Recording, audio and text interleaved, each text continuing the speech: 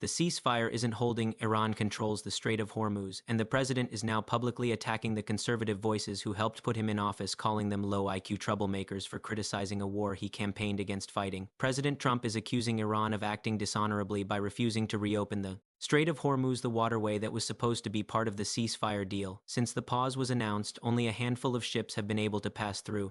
The strait remains effectively closed. Iran still controls it, and the United States is doing nothing about it. Meanwhile, the president is unloading on Tucker Carlson, Megyn Kelly, Candace Owens, and Alex Jones, figures who supported him during the campaign but are now questioning the war. He posted on Truth Social that their views are the opposite of MAGA and claimed he wouldn't have won the election in a landslide if their positions represented his base. He called them stupid, low IQ, and nut jobs. Candace Owens went further. She called Trump a genocidal lunatic and suggested invoking the 25th Amendment. She responded to his latest post by saying it may be time to put him in a home. Megyn Kelly asked publicly on Easter morning how the president could threaten to wipe out an entire civilization and speak that way too. The country. Tucker Carlson, who interviewed Trump extensively just weeks ago, is now being dismissed as if that relationship never existed. The irony is hard to miss. These are people who amplified Trump's message. They defended him, they built audiences around supporting him, and now they're being cast aside because they took him at his word when he campaigned against Middle East wars. Trump spent years criticizing George W. Bush for the Iraq War. He called it a waste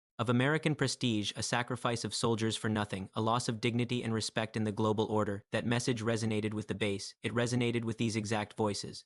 And now that he's waging a war in the Middle East himself, they're calling him out and he's responding by torching them publicly. The question is whether this actually damages him politically. According to recent polling, 80–90% of Republican voters support the war. Among self-identified MAGA voters, the numbers are even higher. So Trump may be calculating that he doesn't need Tucker or Megyn or Candace because the base is with him regardless. But that calculation assumes the war goes well, and right now it's not clear that it is. The ceasefire that was announced days ago appears to be unilateral. The United States stopped striking targets inside Iran. Iran did not reopen the Strait of Hormuz. Israel is still conducting strikes in Lebanon. Iranian-backed forces are still hitting Arab allies, and there is no public agreement on what the ceasefire actually entails. The administration has referenced a 10-point or 15-point framework, but no one outside the White House knows what those points are. Iran's understanding of the deal does not appear to match the U.S. version.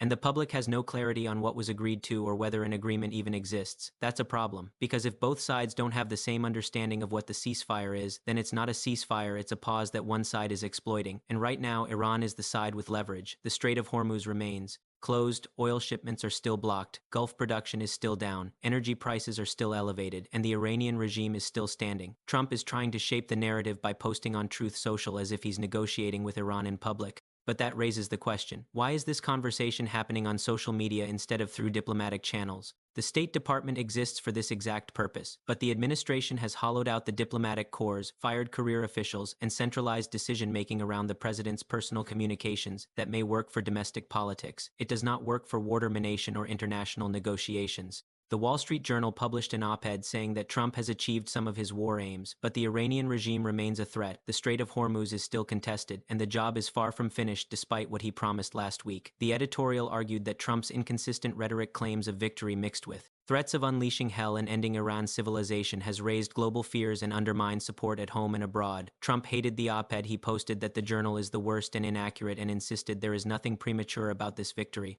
But the administration was literally declaring victory yesterday, and then last night, Trump posted that while they wait for the Strait of Hormuz to reopen, our great military is loading up and resting and looking forward actually to its next conquest. That language is alarming. It suggests the war isn't over. It suggests the president is already thinking about the next target, and it raises the question of whether there is a coherent strategy or whether this is being driven by impulse and public messaging rather than military necessity.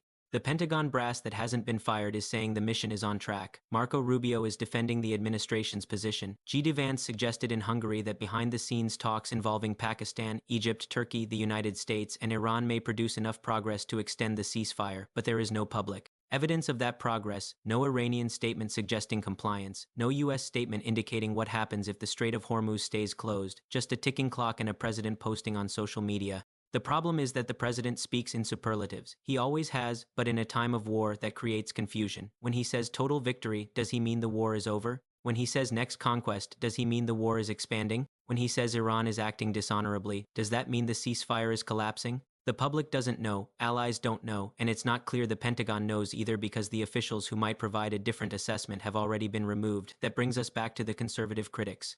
They didn't suddenly turn on Trump because they're irrational. They turned on him because the war doesn't align with what he promised. Trump campaigned on ending endless wars in the Middle East. He criticized Bush for Iraq. He criticized Obama for Libya. He criticized Biden for Afghanistan. His entire foreign policy brand was America. First, no more regime change, no more nation building, no more sacrificing American lives for foreign conflicts, and then he launched Operation Overwhelming Force.